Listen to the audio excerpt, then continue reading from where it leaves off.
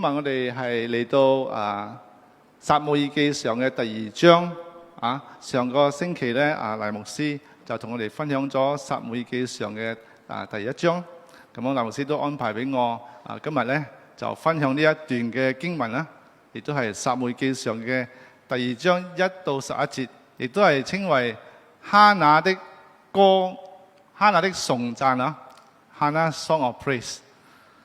我哋未嚟曾聆聽神嘅話語之前，讓我哋一齊做一個嚟祈禱。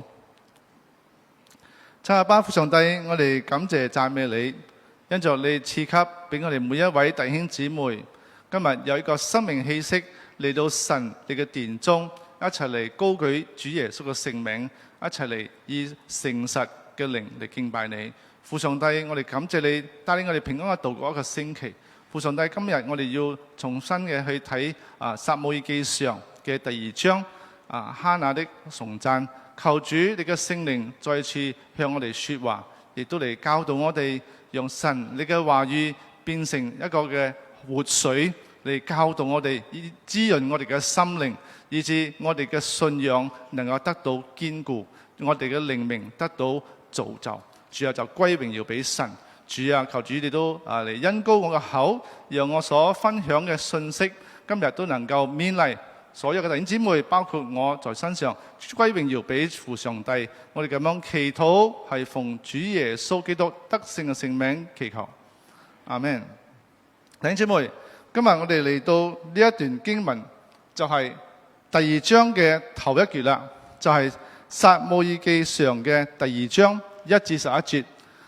講翻上個星期就係頭一節啦，頭一章第1章嘅時候呢，呢個撒母耳記上基本上係非常之一個長嘅開個經文啦，差唔多有20幾章啦，如果我冇記錯嘅話。今日我嚟到係第2章，咁上個星期日黎牧師同我哋分享嘅時候呢，係有關於哈拿嘅祈禱。咁樣哈拿呢就係Elkanah嘅妻子Elkanah有2位妻子咯，一個叫做 Peninnah， 一個叫做 Hannah。咁樣咧 Peninnah 咧就有生咗好多嘅兒女但係 Hannah 咧就一直祈求神賜給俾佢一個兒子。但係當 Hannah 佢咁樣做嘅祈禱嘅時候呢，佢係許一個願，佢個願係咩咧？即係講神啊，如果你賜給俾我一個兒子嘅話呢，我就會將呢個仔獻給俾你，一生服侍你。呢個係哈拿同耶和華之間嘅一個嘅約，佢都許咗一個願。咁樣上帝都專顧哈拿，亦都紀念哈拿嘅祈禱。咁樣可能係隔咗1年嘅時間啦。哈拿就身有懷孕，然之後佢就生咗呢個仔，亦都係叫做撒母耳啦。亦都係呢本書嘅名啦。撒母耳，咁樣撒母耳佢斷奶之後，根據聖經所講嘅，斷奶就係冇食奶之後咧，大概3歲到4歲之間，佢嘅媽媽咧就還呢個願啦，還呢個願，帶着3歲嘅撒母耳，非常之優小嘅一個仔，帶到去喺示羅 Shiloh 呢個嘅。當時係用個帳篷嚟獻俾神，嚟帶俾呢個以利。以利係當時候嘅大祭司。咁樣睇咗呢個故事呢，相信在座嘅每位母親又好，父親又好，係估你係咁細嘅仔，你願意將他獻俾上帝嗎？因為佢3歲啫，講讀小學都未夠歲。但係根據聖經嘅話，撒母耳就咁細啦，佢就獻俾神，在神嘅殿中，喺個帳幕當中嚟服侍主。所以當到我哋祈禱嘅時候，好多時候我哋都祈禱求神應允我哋嘅祈禱。當我哋嘅祈禱得到應允之後呢，我哋有冇感謝神呢？我哋有冇歌頌神或者歸榮耀俾神？哈拿呢，喺今日就做到啦。哈拿佢就紀念上帝聆聽佢嘅祈禱，並且咧佢就作一個嘅頌讚，就喺第2章撒母耳記上嘅第2章1至11節所記載嘅。所以弟兄姊妹，我哋睇到撒母耳記上咧係一個好長嘅一本書，亦都係歷史嘅記載。historical books 我哋講聖經入邊有歷史嘅書本，就係其中一本就係撒母耳記上同埋撒母耳記下，然之後就到列王記上、列王記下。所以撒母耳記上佢嘅時間點，撒母耳係幾時出世嘅咧？係大約喺1085公元前，公元前出世嘅。咁樣離開而家係幾多年前咧？大約係3000年咁耐啦。因為我哋而家係已經係21世紀咗，當時候咧係喺公元前嘅1000年。當時候以色列係處在咩情況咧？係當時候冇王嘅，當時候係有個司事嚟管轄呢個嘅以色列。嗰個司事叫做 Judges。當我哋睇到我哋舊約書本有約書亞帶領以色列人進入應許之地之後咧，就有一個嘅司事，有12位咁多。相信大家好清楚，最出名嘅司事係叫咩名啊？ Samson 係啦，冇錯啦，參孫。參孫係最尾一位司事，佢都係非常之強壯嘅一個人。連獅子都可以打死幾隻嗰種。然之後佢係最尾一位嘅司事。咁樣之後咧，仲未進入呢個嘅以色列嘅王朝之前，我哋就睇到有撒母耳啦。撒母耳誕生之後，就到有掃羅嘅誕生，然之後大衛。大衛之後佢成為王嘅時候咧，都係大約係公元前1003年，大衛成為王。所以睇頭一個王，以色列嘅頭一個王就係掃羅王 King Saul， 第二個王就係大衛王 King David， 第三個王就係大衛嘅仔所羅門王 King Solomon。 呢度全部寫得好清楚，跟住個時間點嚟睇，我哋睇翻舊約嘅聖經就係呢段嘅時間啦。弟兄姊妹，我哋睇到以前嘅帳幕係點嘅咧？係啦。當摩西喺曠野當中帶領以色列民喺曠野40年兜兜轉轉都入唔到呢個嘅應許之地，但係佢哋都有一個地方嚟敬拜神，變咗咧佢哋就將呢個嘅約櫃，個約櫃叫做 Ark of the Covenant， 將佢放在呢個嘅帳幕入邊。但係呢個帳幕咧基本上係可以搬嘅，可以搬屋噶啦，唔係注定一個地方。所以佢哋去到唔同嘅地方嘅時候，就可以搭呢個嘅帳幕喺嗰處嚟獻祭俾神，嚟敬拜神。所以當時候我睇到個帳幕嘅樣式咧，亦都係咁樣嘅。佢哋入到呢個範圍之內，就要將呢個嘅牲畜，無論係牛又好、羊又好，佢哋要宰殺。宰殺之後咧，就將佢焚燒，成為一個祭獻俾神。所以睇到呢個嘅帳幕叫做 Tabernacle。 之後頭一個聖殿咧係所羅門王先正起出嚟嘅，嗰個時候已經係公元前980幾年。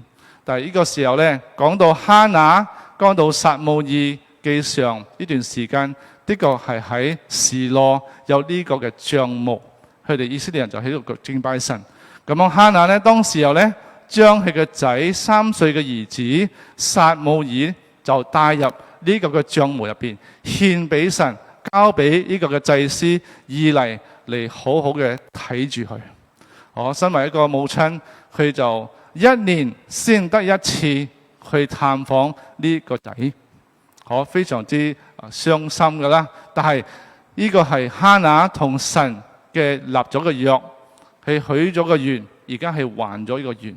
然之後佢就喺撒母耳記上就記載啦，哈拿喺心中嘅說話。弟兄姊妹，我哋再睇頭一個叫做耶和華係我哋嘅聖潔獨一無二嘅神。God is holy and unique。點解咁講咧？喺呢個嘅讚美操啦，讚美操我哋喺關丹有參加嘅。讚美操佢有好多嘅詩歌，其中一首詩歌叫做享受恩雨。喺呢首詩歌享受恩雨嘅入邊咧，就有記載呢個撒母耳記上嘅第2章1到2節。咁樣呢，我哋嚟聽一聽首歌嚇。我的心因為耶和華快樂，我的腳因為耶和華高舉。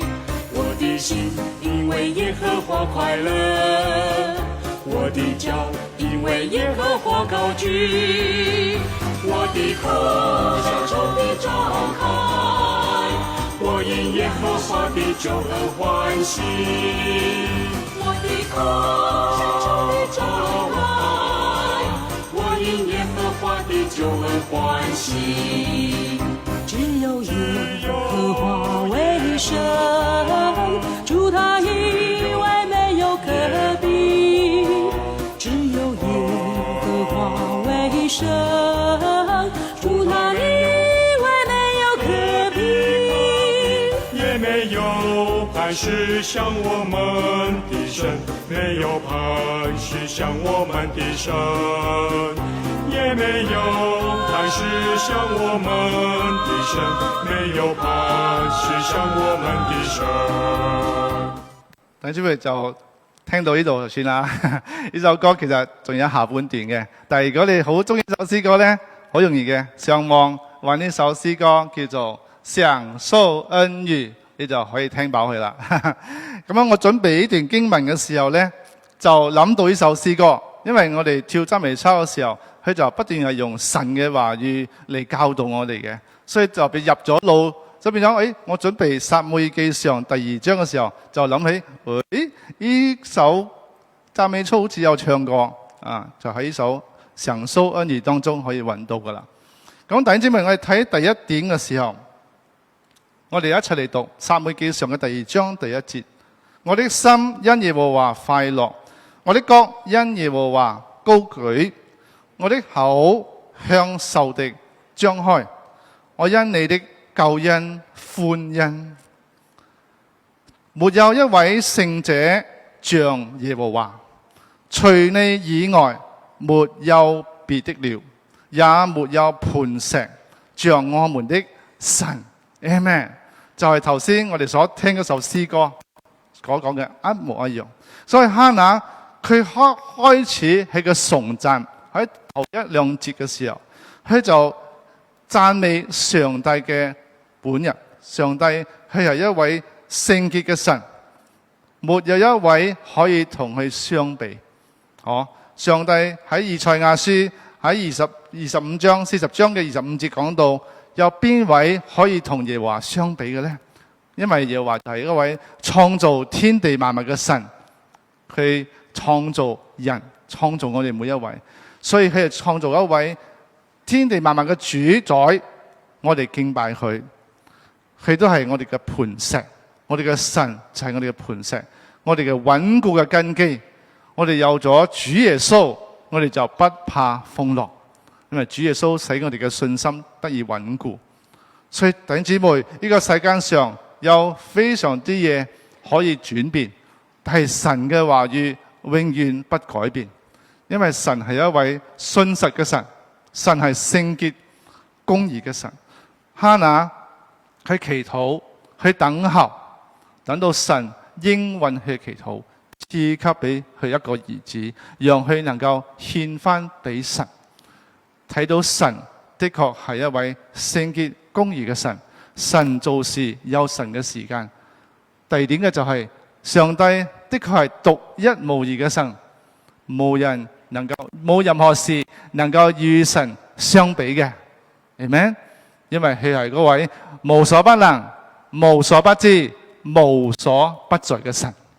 其實 all-knowing God and all-powerful God and all-present God。所以上帝知道你同我嘅心入邊，我哋嘅掙扎，我哋嘅痛苦，我哋嘅困難，神一一都知道，佢都會幫助我哋。當我哋能夠謙卑在神面前祈求嘅時候，祈求神嚟幫助我哋，嚟照顧我哋嘅時候，神必定會幫助我哋。第三點就係上帝是我哋嘅磐石，佢係一位信實嘅神，穩固並且咧可靠嘅。我哋靠人靠山，山會倒；靠人，人會跑；靠神是最好。你哋有冇聽過啊，弟兄姊妹？的確，我哋靠着神嘅時候，上帝係不變嘅，佢係信實嘅主，佢係不離不棄嘅神。因為主耶穌講：我會不去離開你，我會不會離棄你。I will never leave you nor forsake you。呢個主耶穌答應咗俾我哋嘅。所以弟兄姊妹，當我哋知道神嘅屬性嘅時候，我哋就要敬拜佢。無論神答應唔答應我哋嘅祈禱都好，我哋都知道神係永遠不改變，佢係聖潔嘅神，佢係獨一無二嘅神，亦都係我哋嘅磐石，我哋嘅堅固嘅依靠。弟兄姊妹，我哋睇到第二點就係喺撒母耳記上第2章第3到第8節，講到神係阻擋驕傲的人，並且呢賜恩典給謙卑的人。我哋一齊嚟讀，從第3節開始。不要誇口說驕傲的話，也不要口出狂妄的言語，因耶和華是有知識的神，人的行為被他衡量。呢段經文就提醒我哋啦，弟兄姊妹，在上帝面前，我哋的確只不過係塵土。我哋在上帝面前，我哋只不過係佢嘅受造物。我哋要謙卑嘅依靠佢，因為在上帝面前，上都睇得出我哋嘅心入邊嘅心思意念。我哋是否係有說驕傲的話，或者係狂妄的言語，讓我哋能夠謙卑認罪悔改，讓上帝喺面前嘅時候，我哋求主嚟幫助我哋，以致佢能夠嚟施恩典俾我哋每一個人，讓我哋能夠領受到神嘅憐憫同埋恩典。第4節，我哋一齊嚟讀：勇士的弓折斷，跌倒的人以力量束腰，飽足的人作雇工求食，飢餓的人也不再飢餓。不生育的生了7個，兒女多的反倒孤獨。呢段講到食飽嘅人，但係呢，佢變咗要求食。飢餓的人佢不再飢餓，得到食物咗。不生育的反而生咗7個。喺以色列當中，喺希伯來文當中，7嘅意思就係表示完全 complete number。7嘅意思。哈拿佢係生咗撒母耳之後呢，佢就再多生5個兒女啦，3個仔2個女，所以基本上佢就生咗6個啦。咁樣佢唔係生咗7個，但係呢度又講到不生育的生咗7個，兒女多的反倒孤獨。我哋繼續讀落去第6節，耶和華使人死，也使人活，使人下陰間，也使人往上升。呢段經文提醒咗我哋嘅生命在主耶穌嘅手中。所以主耶穌講咗一段經文，就係喺約翰福音第11章25節到26節，生命在我，復活也在我。信我的人雖然死了，也必復活。呢個係主耶穌講。所以講主耶穌，上帝係使人死，使人復活。耶穌都能夠使拿撒路從死裏復活。所以睇到我哋能夠進入天國，脫離死亡，脫離陰間，係因着神嘅恩典，因着主耶穌嘅寶血，我哋嘅罪惡得到赦免，我哋先能夠進入神為我哋預備嘅天國，有得到永恆嘅生命。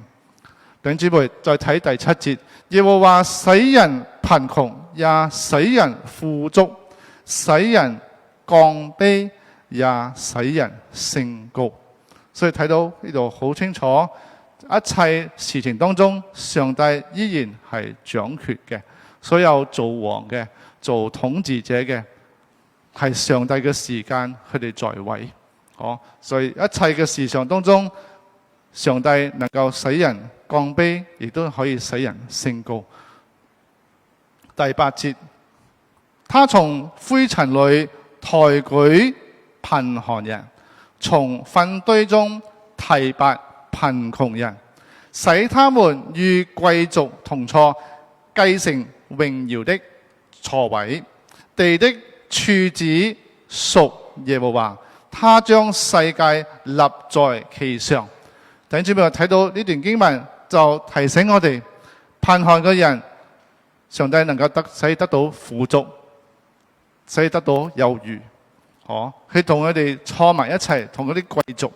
所以我哋睇到上帝係能夠轉變一切嘅上帝，就睇到呢段經文俾我哋好顯明嘅顯出嚟，上帝能夠翻轉嘅工作。驕傲嘅上帝能夠使佢降卑，軟弱嘅上帝使佢得到堅固，飢餓嘅上帝使得到飽足，不育嘅上帝睇得到有孩子。神係檢察人生嘅神，不看外貌，但看人生。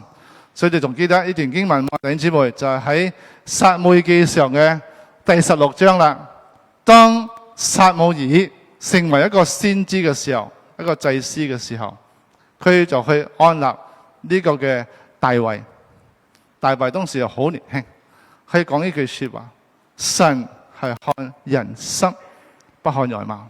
所以大衛有好多個哥哥，仲高大過去，但係呢，上帝偏偏係揀嗰個喺牧羊嘅，叫做大衛，嗰個嘅 shepherd boy 嚟安立佢成為王。所以弟兄姊妹，我睇到舊約當中俾我哋提醒咗，上帝佢有佢嘅作為，我哋只能夠謙卑嘅順服。第3點，弟兄姊妹，我哋睇到神掌權歷史同埋人類的救恩。我哋一齊嚟讀第9節，他必保護他聖民的腳步，但惡人卻在黑暗中毀滅，因為人不是靠力量得勝，與耶和華相爭的必被打碎，他必從天上打雷攻擊他們。耶和華審判地極的人，將力量賜給所立的王，高舉受膏者的角。弟兄姊妹，睇到呢段嘅經文嘅時候，再一次被提醒到，上帝耶和華係坐在天上嘅寶座上，地上嘅所有嘅王，無論統治者又好，都在耶和華之下。耶和華係嗰位審判萬人的神，佢將來主耶穌第2次翻嚟，必定會審判活人死人。但係我哋信咗主耶穌嘅呢，我哋就不需懼怕審判日。唔係因為我哋本身有幾好，係因為主耶穌嘅寶血遮蓋我哋能夠成為一個義人，係因着耶穌嘅公義。所以我哋一定要帶着全副嘅軍裝。全副嘅軍裝就表示我哋可以摸下個頭，救恩嘅頭盔 ，the helmet of salvation。第二呢，耶穌嘅公義作我嘅護心鏡。The breastplate of righteousness of Jesus 係耶穌公義。第3，我哋嘅腰帶，真理嘅腰帶 ，the belt of truth。第4呢，我哋呢個叫做咩啊？叫做 shield of faith， 或者係信心的盾牌，先知嘅盾牌。第5就係我哋嘅鞋，叫做平安福音嘅鞋 ，shoes of the gospel of peace。第6呢，最緊要嘅啦，就係你手上嗰本聖經。亦都係屬靈嘅寶劍，神嘅話語；屬靈嘅寶劍，亦都係神嘅話語。我哋要帶着呢啲嘅全副軍裝，因着我哋在世間上，我哋所打嘅戰爭呢，係屬靈嘅戰爭，係對抗魔鬼撒旦黑暗勢力嘅戰爭。所以變咗，我哋必須要帶上全副嘅軍裝 ，the full armor of God。弟兄姊妹，我要提到嘅，上帝會審判地極的人。並且賜力量給所立的王，高舉受膏者嘅角。睇到撒母耳，佢以後會成為一位嘅祭司同埋一個嘅先知，佢都膏立咗掃羅成為王，亦都恩膏咗大衛成為王。但係呢，有一位王係我哋嘅萬王之王、萬主之主，就係我哋嘅主耶穌基督。因為點解呢？基督嘅意思係咩呢？點解係叫做耶穌基督呢？基督嘅意思就係受膏者。Jesus is the anointed one。喺希臘文呢個嘅 Christ， 佢嘅原文係咩意思呢？叫做 Christos。Christos 嘅意思呢，亦都係受膏者。所以你睇到當撒母耳佢恩膏大衛嘅時候，或者恩膏掃羅，佢都會將嗰啲油倒在佢嘅頭上，就恩膏佢啦。喺希伯來文呢，佢就叫做默西亞。默西亞佢哋就嗌做耶穌啊哈馬西亞。耶穌啊哈馬西亞嘅意思就係 Jesus Christ。耶穌啊，亦都係耶和華是拯救。默西亞就係我哋所講嘅彌賽亞。彌賽亞的意思就是受膏者。所以主耶穌就係嗰一位上帝所差派嚟到世間上，成為我哋嘅大祭司，為我哋嘅罪被釘在十字架上。主耶穌流嘅寶血能夠洗淨你嘅罪同埋我嘅罪，全世界嘅罪。最緊要我哋能夠謙卑嘅信靠去仰望佢，因為主耶穌佢嚟到世間上，將會成為代罪之羊羔，為我哋嘅罪被釘死，第3日從死裏復活，升天，坐在父上帝嘅右邊，將來必翻嚟審判沒人罪人。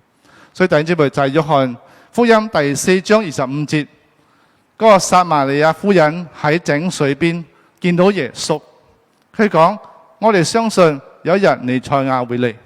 但耶穌喺佢面前講嘅時候，我就是他，同你講話嗰位就係彌賽亞。主耶穌同你講。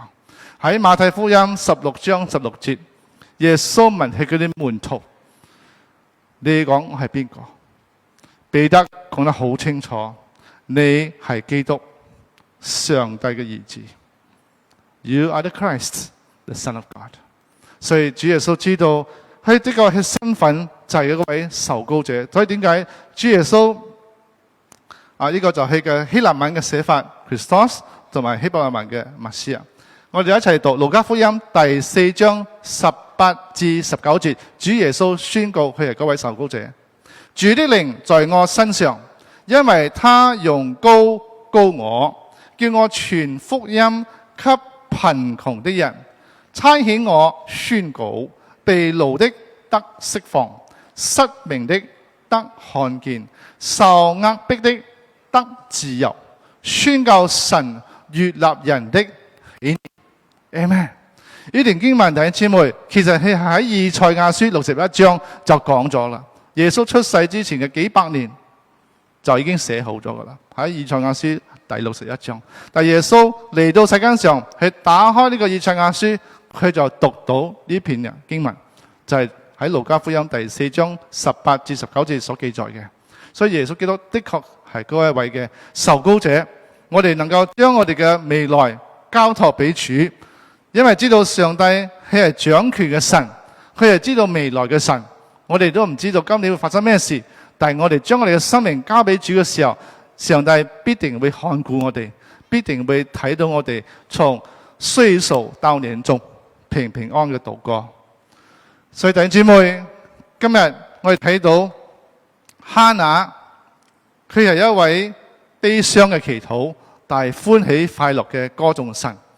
就睇到主耶穌嘅身上都一樣，主耶穌係謙卑嘅主，但係佢已經被高舉起來，因為主耶穌甘願為我哋捨生命，上十字架，為我哋擔當我哋嘅罪。主耶穌俾人哋排斥，俾當時候嘅法利賽人又好，律法師又好，俾佢哋憎恨、杯口水。但係主耶穌已經被高舉啦，主耶穌已經勝過啦。所以當我哋軟弱嘅時候，我哋在主耶穌入邊必定會堅強。所以弟兄姊妹，讓我哋今日被提醒，第一點，呢段詩篇呢段嘅要哈拿的頌讚提醒我哋，耶和華是聖潔公義的神。第二點，上帝係阻擋驕傲人，但係呢，卻賜恩典給謙卑嘅人。第三點就係我哋知道神的確係掌權人類嘅歷史同埋救恩，佢已經為我哋嘅救恩做好預備。主耶穌已經嚟了，我哋能夠信靠他，得着呢個嘅救恩，得着呢個嘅福氣。主耶穌而家都與我哋同在，讓我哋一齊嚟做一個祈禱，將我哋嘅生命交託俾主，將我哋嘅生命獻給俾主，作一個嘅活祭，就好似哈拿一樣，將自己嘅仔親生仔交俾上帝，讓主使用。讓我哋一齊嚟祈禱。天父上帝，我哋感謝讚美你，用今日賜俾我哋有咁嘅機會嘅福氣，能夠聆聽到神你嘅話語，來自撒母耳記上第2章1至11節，提醒我哋哈拿嘅崇讚，講俾我哋知耶和華是一位聖潔公義嘅神，佢係我哋嘅磐石，可靠嘅神，並且係聖潔嘅神，並且係獨一無二，冇任何事能夠與神相比。主啊，我哋多謝你，我哋知道耶和華是我哋嘅牧者，會牧養我哋。主耶穌就係我哋嘅大牧者，好牧人。我哋係跟隨主耶穌嘅羊群，求主你幫助我哋有一個謙卑嘅心嚟跟隨主耶穌。因就喺詩篇23篇提醒我哋，耶和華的確係我哋嘅牧者，我哋一啲都不會缺乏，因為耶和華會照顧我哋，會保護我哋。主，我哋多謝讚美你，讓我哋都知道耶和華係掌管世界歷史同埋救恩嘅神，你都預備俾我哋一個救恩嘅方法，亦都能夠見到神。所以主耶穌講，我就是道路真理生命，冇人能夠到父那去，除咗藉着我。主啊，幫助我哋在今年當中更加嘅與主相親，更加嘅知道神你嘅心意，更加嘅去明白神你對我哋生命中嘅旨意。